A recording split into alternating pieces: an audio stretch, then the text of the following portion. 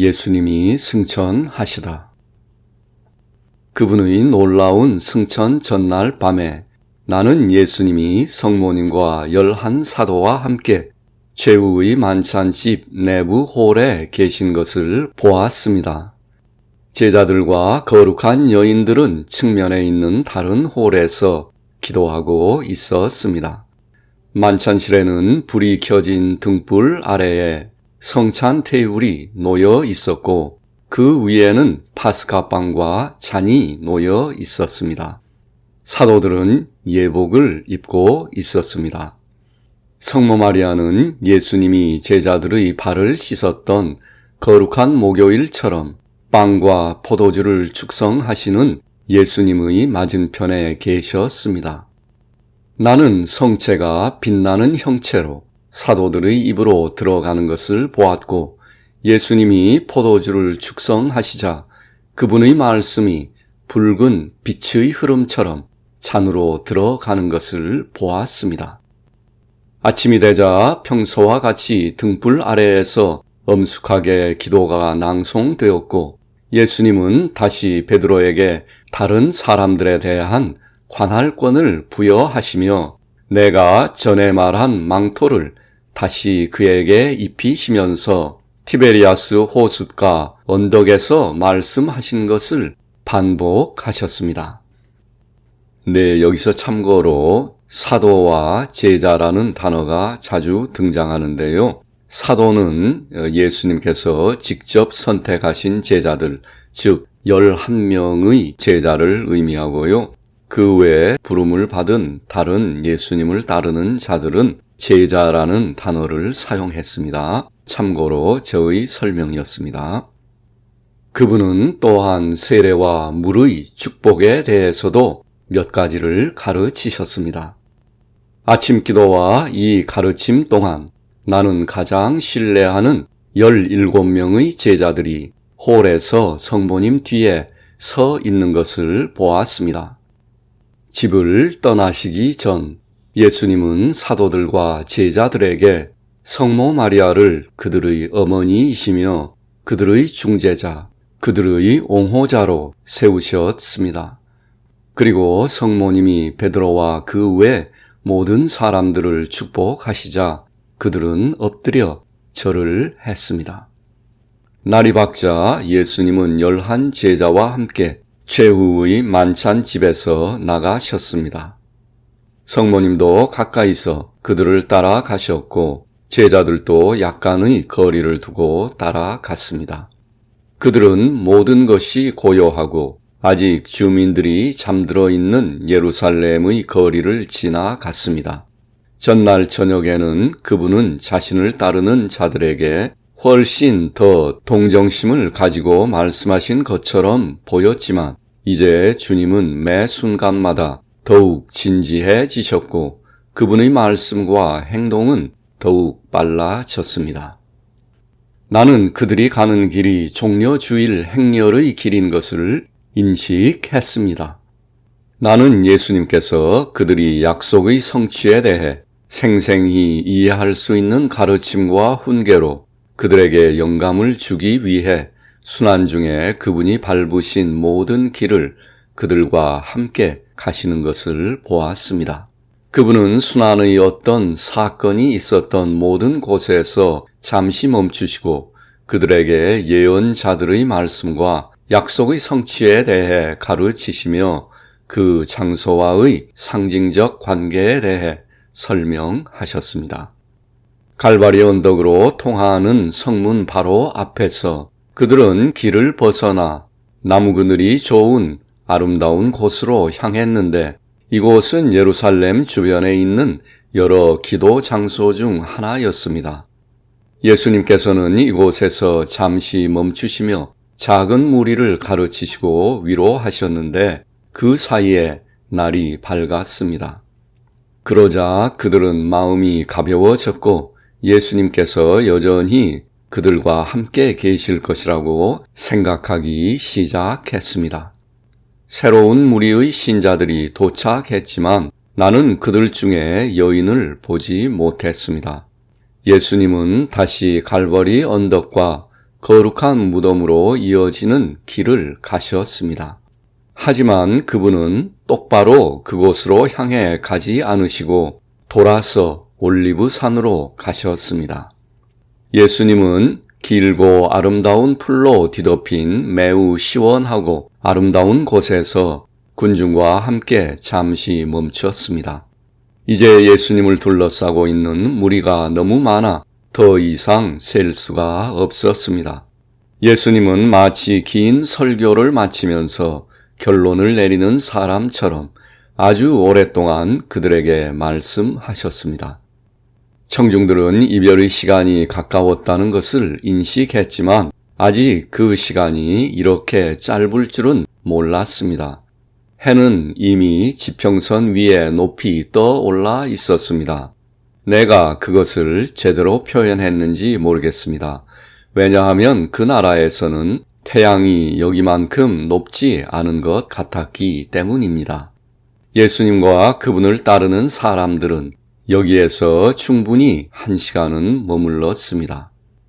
이 무렵 예루살렘에 있는 사람들은 모두 올리브산 주위에 모여있는 군중을 보고 놀라워했습니다. 도시 밖에서도 군중들이 무리를 지어 왔습니다. 그들은 주로 종려 주일에 예수님을 만나러 나간 사람들이었습니다. 주님은 겟세마네로 가셨습니다.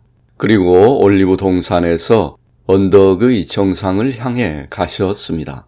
그분은 자신이 체포되신 길에는 발을 들이지 않으셨습니다. 군중은 산을 둘러싸고 있는 여러 길을 따라 오르며 행렬처럼 따랐습니다. 많은 사람들이 정원의 울타리를 뚫고 들어왔습니다. 예수님은 매 순간 더 밝게 빛났고 그분의 움직임은 더욱 빨라졌습니다. 제자들은 서둘러 갔으나 그분을 따라갈 수 없었습니다. 산의 정상에 도착하신 그분은 하얀 햇빛처럼 눈부시게 빛났습니다. 모든 무지개 색을 발하는 빛나는 빛의 원이 하늘에서 내려와 그분을 둘러쌌습니다. 예수님 자신은 그분을 둘러싼 영광보다 한층 더 밝게 빛났습니다. 그분은 왼손을 가슴에 대시고 천천히 돌아서시며 오른손을 들어 온 세상을 향해 축복하셨습니다. 군중들은 꼼짝하지 않고 서 있었는데 나는 모두에게 축복이 임하는 것을 보았습니다. 예수님은 유대인 랍비처럼 손을 펴서 축복하신 것이 아니라 그리스도교의 주교들처럼 하셨습니다. 나는 큰 기쁨으로 온 세상에 대한 그분의 축복을 느꼈습니다. 그리고 이제 위로부터 내려온 빛의 광선이 예수님에게서 발하는 영광과 연합하고 그분이 올라가심에 따라 하늘에서 오는 빛에 흡수되면서 사라지는 것을 보았습니다. 그것은 마치 하나의 태양이 다른 태양 안에 흡수되는 것 같았고 하나의 불꽃이 둥둥 떠서 다른 불꽃에 들어가는 것처럼 보였습니다. 그것은 마치 한낮에 태양의 찬란함을 바라보는 것 같았지만 이 빛은 그보다 더 희고 더 선명했습니다. 한낮도 이것에 비하면 어두울 것입니다. 먼저 나는 예수님의 머리를 보지 못했습니다. 그 다음에는 그분의 전신을 보지 못했고 마지막으로 빛으로 빛나는 그분의 발이 천국의 영광 속에 사라졌습니다. 나는 수많은 영혼들이 모든 방향에서 그 빛 속으로 들어가 높은 곳에서 주님과 함께 사라지는 것을 보았습니다. 나는 그분이 마치 공중으로 날아가는 어떤 것처럼 점점 작아지다가 사라지는 것을 보았다고 말할 수 없습니다. 왜냐하면 그분은 빛의 구름처럼 사라졌기 때문입니다.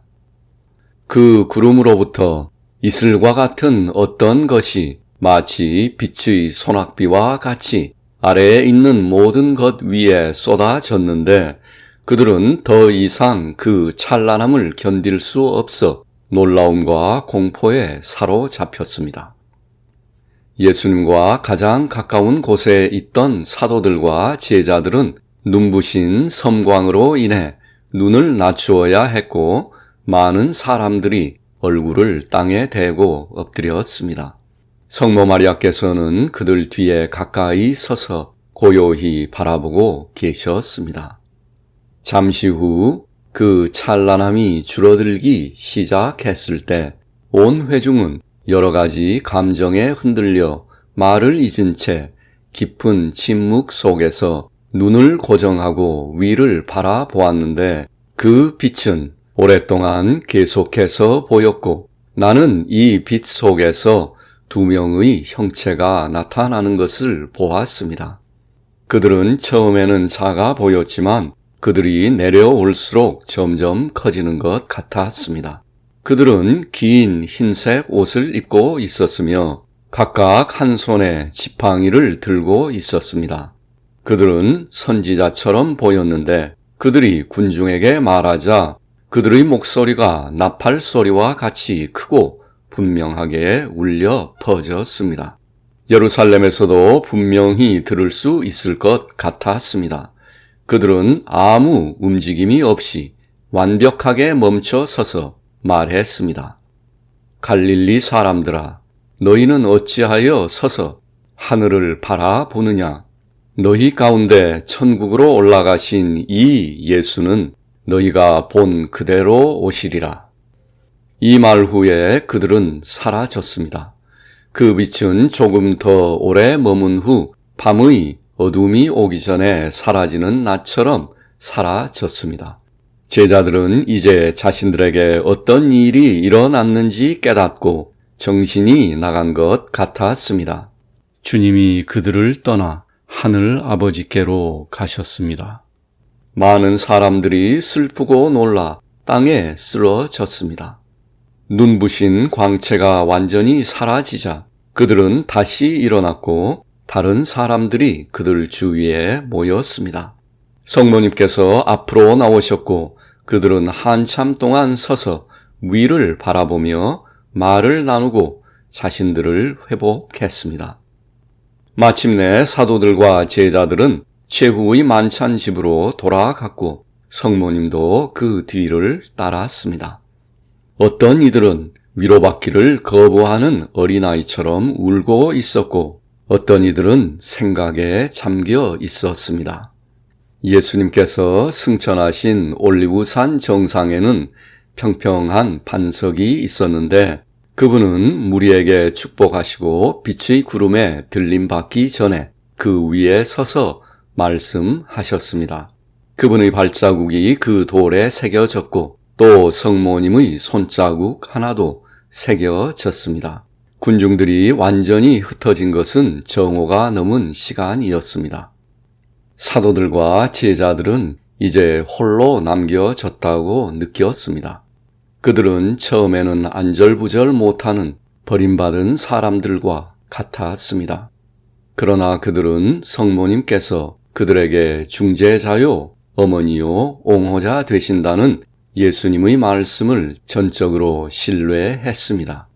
그들은 성모님이 계심으로 인해 위로를 받고 영혼의 평화를 되찾을 수 있었습니다.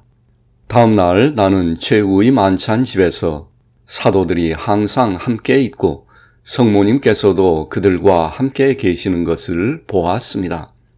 예수님의 마지막 식사와 그 이후로 나는 성모 마리아가 기도할 때와 빵을 뗄 때에 이제 기도와 식사 때 주님의 자리를 맡고 있는 베드로의 맞은편에 항상 계시는 것을 보았습니다. 나는 성모 마리아가 이제 사도들 사이에서 중요한 위치에 있으며 그녀가 교회를 다스리는 위치에 있다는 인상을 받았습니다.